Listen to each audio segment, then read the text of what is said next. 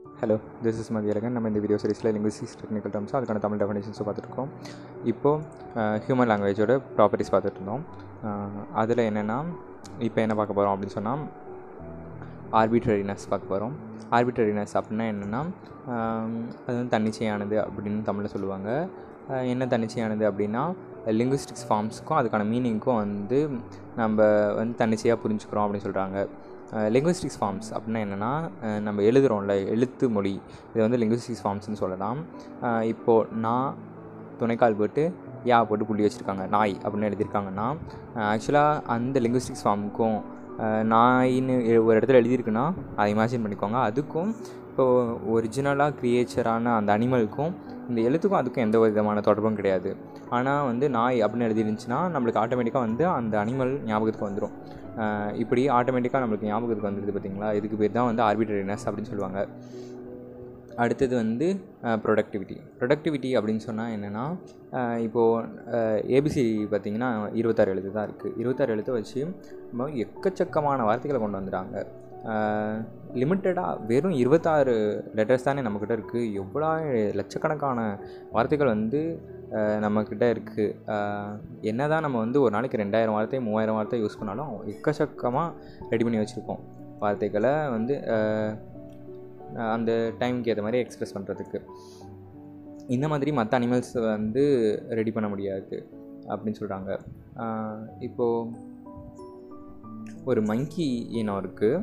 அந்த மங்கி இனத்தோட பேர் வெர்வெட் மங்கி அப்படின்னு சொல்லுவாங்க. அதுக்கிட்ட வந்து 36 வகையான வோக்கல் சவுண்ட்ஸ் இருக்கான். இப்போது அது வந்து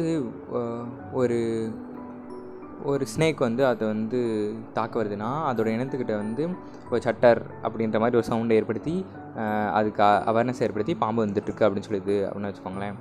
அடுத்தது ஈகிள் வந்து அதை அட்டாக் பண்ண வருது அப்படின்றப்போ ரப் அப்படின்னு ஒரு சவுண்டை ஏற்படுத்தி அது ஒரு சவுண்டை ஏற்படுதுன்னா இப்போ சட்டர் ரப் அப்படின்னு சொன்னால் சட்டர்னால் வந்து பாம்பு, ரப்னால் பறக்கிற மாதிரி ஒன்று. அப்போ பாம்பு பறக்கிற பாம்பு அப்படின்னு வந்து நம்மளால் வந்து அனலைஸ் பண்ணிக்க முடியும். ஆனால் வந்து சட்டர் ரப் அப்படின்னு ரெண்டும் அதை வந்து ஒன்றா கம்பைன் பண்ணி ஒரு பறக்கிற பாம்பு பார்த்தா வந்து அதால் சொல்ல முடியாது அப்படின்னு சொல்கிறாங்க. இதுதான் வந்து ப்ரொடக்டிவிட்டி.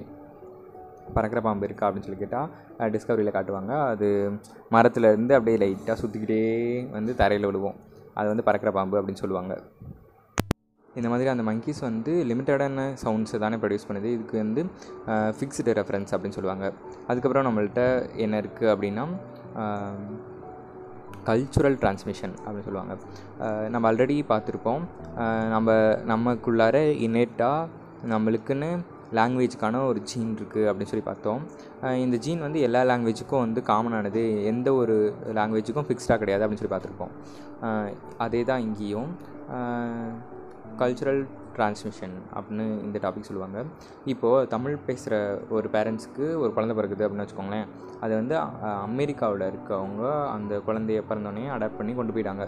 அப்படின்றப்போ என்ன தான் வந்து அந்த குழந்தை பார்க்குறதுக்கு தமிழ் பேசுகிறவங்க மாதிரியும் தமிழ் மக்கள் மாதிரி இருந்தாலும் அது வந்து ரொம்ப நேச்சுரலாக ஒரு யூஎஸ்ஏக்காரங்க மாதிரி தான் வந்து இங்கிலீஷ் பேசும்.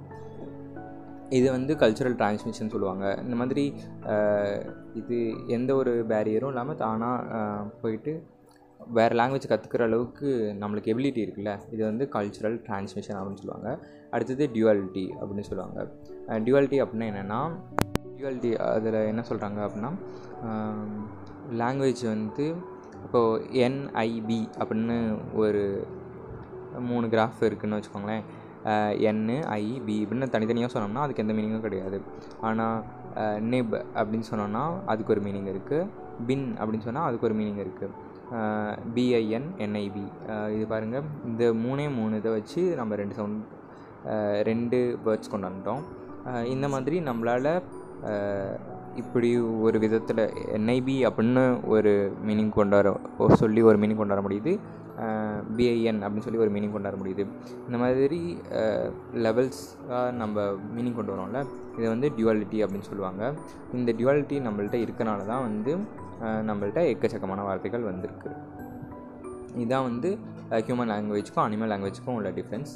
அடுத்தது அனிமலோட லாங்குவேஜ் லேர்னிங் அபிலிட்டி பற்றி பார்ப்போம்.